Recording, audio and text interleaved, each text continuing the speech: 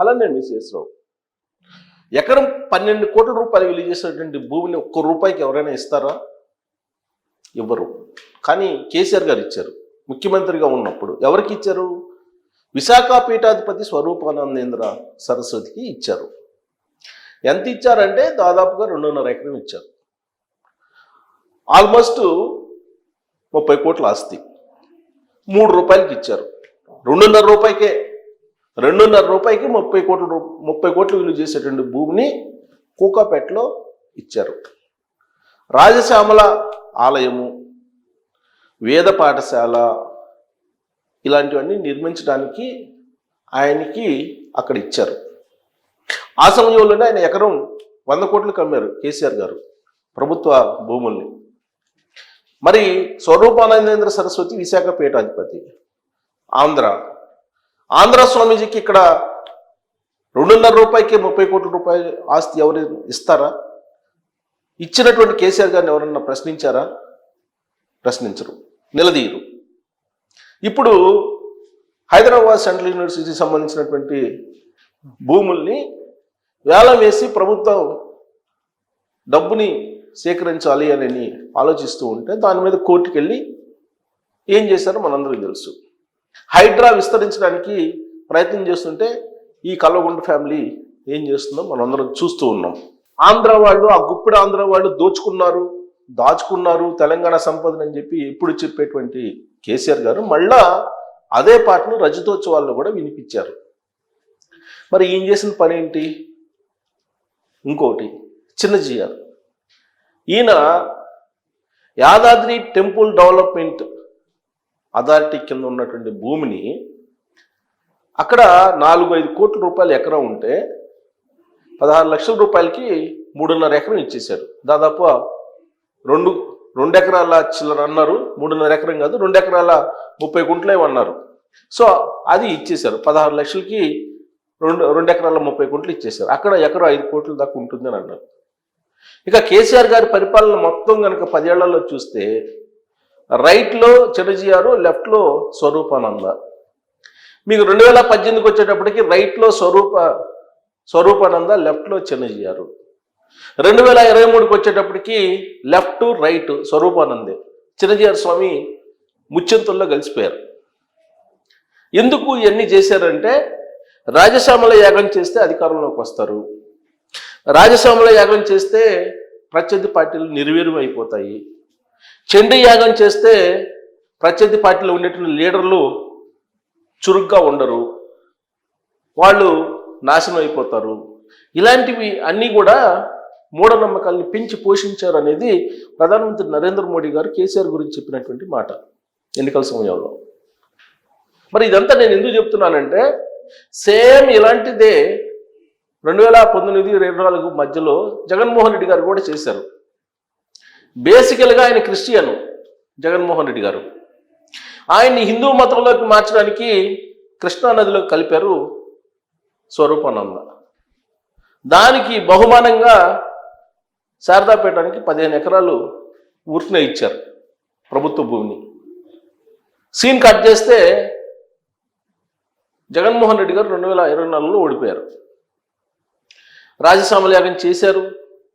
ఆ రాజశ్యామల యాగంతో పాటు అనేక యాగాలు చేశారు. అయినా కానీ జగన్మోహన్ రెడ్డి గారిని ఆంధ్రప్రదేశ్ ప్రజలు ఏ విధంగా 11 స్థానాలతో పరిమితం చేశారో మనందరికీ తెలుసు. మరి ఇప్పుడున్నటువంటి ప్రభుత్వం ఎంక్వైరీ చేస్తే విశాఖలో ఉండేటువంటి ఈ స్వరూపానంద శారదాపీఠం మొత్తం ప్రభుత్వ భూమిని ఆక్యుపై చేసి కట్టింది అని చెప్పి తేలింది. దాంతో ఆయనకి ఇచ్చినటువంటి ప్రభుత్వ భూముల్ని వెనక్కి తీసుకుంటూ ఈ ప్రభుత్వం నిర్ణయం తీసుకుంది, స్వాధీనం కూడా చేసుకుంది కొంతమేరకు. ఈ మిగిలినటువంటి ప్రధానమైనటువంటి ఆలయం ఏదైతే ఉందో అక్కడ రాజశ్యామల టెంపుల్ అలాగే మిగిలిన టెంపుల్స్ ఉన్నాయి. ఆ భూమి కూడా ఆక్యుపై చేసి కట్టిందే అనేది సర్వేలో తేలింది.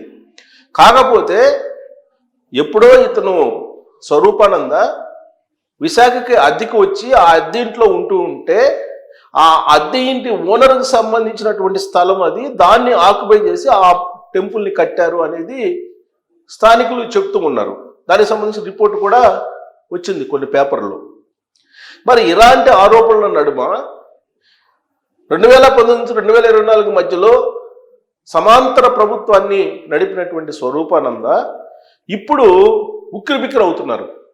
అక్కడ అసలు పీఠాన్ని నిర్వహించాలా నిర్వహించకూడదా అనేటువంటి సందిగ్ధంలో పడిపోయారు. అసలు అక్కడ పీఠం ఉందా లేదా, పీఠాన్ని కొనసాగిస్తారా లేదా అనేటువంటి సందేహం కూడా ఇప్పుడు భక్తుల్లో ఉంది. ఎప్పుడైతే ఈ ప్రభుత్వ భూముల్ని వెనక్కి తీసుకుందో ఆ రోజు నుంచి స్వరూపానంద సైలెంట్ అయిపోయారు. స్మాత్మానంద అయితే అంటే ఉత్తరాధికారి, స్మాత్మానంద శారదాపేటకు సంబంధించినటువంటి ఉత్తరాధికారి, ఆయనైతే అసలు ఎక్కడా కనిపించట్లేదని చెప్పి అంటూ ఉన్నారు భక్తులు.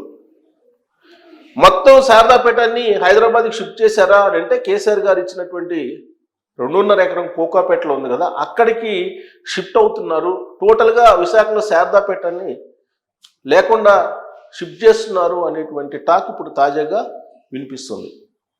మరి కేసీఆర్ గారు ఫామ్ హౌస్లో ఈ మధ్యకాలంలో ఏదో కొన్ని పూజలు చేయించారనేది కూడా వచ్చింది పేపర్లో. ఆ పూజలు ఫలిస్తే కనుక రేవంత్ రెడ్డి గారు ముఖ్యమంత్రిగా దిగిపోతారనేది ఆయన నమ్మకం అని కూడా ఆయన అభిమానులు కొంతమంది చెప్పారు. సో అందుకే ఈ మధ్యకాలంలో పూజలు చేశారు. ఆ పూజలు చేసినటువంటి క్రమంలోనే తీహార్ జైలు నుంచి కవిత బయటకు వచ్చారు. కవిత బయటకు వచ్చిన తర్వాత కూడా కొన్ని పూజలు చేయించారు. అలాగే హిమాన్షుని కూడా పిలిపించారు అమెరికా నుంచి, ఆయన చేత కూడా ఆ పూజ అయిపోయిన తర్వాత ఒక మొక్క నాటించారు. ఇలాంటి కథనాలు రకరకాలుగా వచ్చాయి. మరి వాటిని నమ్మొచ్చా అని అంటే దానికి పార్టీ వాళ్ళు కొన్ని చెప్తున్నారు. పూజలు ఎప్పుడు సహజంగా చేస్తూ ఉంటారు, కేసీఆర్ అది కొత్త ఏం కాదు కదా అని. పైగా బహిరంగంగా అందరికీ తెలిసింది ఏంటంటే 2014లో గెలిచిన తర్వాత ఆయన రాజశ్యామల యాగం చేయించారు, చండీ యాగాలు చేయించారు, కొన్ని వందల మంది ఋత్వికులను పెట్టి. ఆ పూజలు అయిపోయిన తర్వాత తెలుగుదేశం పార్టీని లేకుండా చేశారు. ఆ పూజల ఫలితంగానే తెలుగుదేశం పార్టీ తెలంగాణలో లేకుండా పోయింది. కేసీఆర్ గారు తెలుగుదేశం పార్టీని టార్గెట్గా చేశారనేది అప్పట్లో వినిపించింది. 2018లో వచ్చిన అసెంబ్లీ ఎన్నికల్లో రెండోసారి ముఖ్యమంత్రి అయిన తర్వాత కాంగ్రెస్ పార్టీని విలీనం చేసుకున్నారు టీఆర్ఎస్ పార్టీలో. దానికంటే ముందు రాజశ్యామల యాగం, ఈ చండీ యాగాలు చేశారు. దాని కారణంగానే కాంగ్రెస్ పార్టీ బలహీనపడిపోయింది, విలీనం అయిపోయింది అని చెప్పి అనుకున్నారు. సేమ్ అలానే 2023 అసెంబ్లీ ఎన్నికల్లో కూడా ఆయన రాజశ్యామల యాగం, చండీ యాగాలు, సహస్ర చండీ యాగాలు ఇవన్నీ కూడా చేశారు. సీన్ కట్ చేస్తే అధికారం కోల్పోయి ఫామ్ హౌస్లో ఉన్నారు. ఫామ్ హౌస్కే పరిమితం అని చెప్పి రేవంత్ రెడ్డి గారు ఇప్పుడు చెప్తున్నారు. ఇక ఫామ్ హౌస్కే పరిమితం, అక్కడి నుంచి అటే ఎగినా అని చెప్పి ఇంకో పదం కూడా ఉపయోగించారు. అది నేను చెప్పదలుచుకోవాలి మీకు. సో అట్నుంచి అటే అని చెప్పి రేవంత్ రెడ్డి గారు చెప్తున్నారు. మరి ఇప్పుడు స్వరూపానంద కంప్లీట్గా ఇప్పుడు హైదరాబాద్కి షిఫ్ట్ చేస్తున్నారంటే ఇక కేసీఆర్ గారి ఫ్యామిలీ రాజకీయ పురోభివృద్ధి కోసం మరి ఇక్కడికి షిఫ్ట్ చేస్తున్నారేమో అక్కడి నుంచి విశాఖ శారదాపేటాన్ని.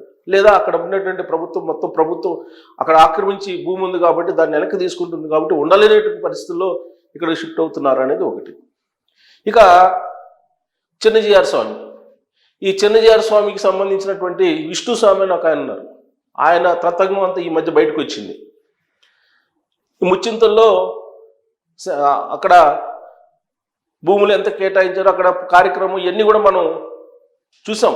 హైదరాబాద్లో ముచ్చింతల్లో రామాంజాచార్యుల యొక్క విగ్రహం కట్టించి అక్కడ మై హోమ్కి సంబంధించినటువంటి మొత్తం రియల్ ఎస్టేట్ని ఎంత పెంచారో అందరికీ తెలుసు ప్రజలకి. సేమ్ జగన్మోహన్ రెడ్డి గారు అధికారంలో ఉన్నప్పుడు ఆంధ్రప్రదేశ్లో చిన్నజీఆర్ స్వామి కూడా ఏదో ఒక 40 ఎకరాలు కావాలని అంటే దానికి కూడా ఆశ్రమానికి ఏదో అప్పట్లో జీవో ఇచ్చారంటున్నారు. మరి ఆ భూమి అలానే ఉందా లేదంటే చిన్నజీఆర్ ఆశ్రమం నుంచి మళ్ళీ తీసుకున్నారనేది ఇంకా తెలియట్లా. బట్ స్వరూపానంద పీఠం మాత్రం కదిలిపోయిందని చెప్పి చెప్పచ్చు. అలాంటి టాక్ కూడా ఇప్పుడు నడుస్తుంది.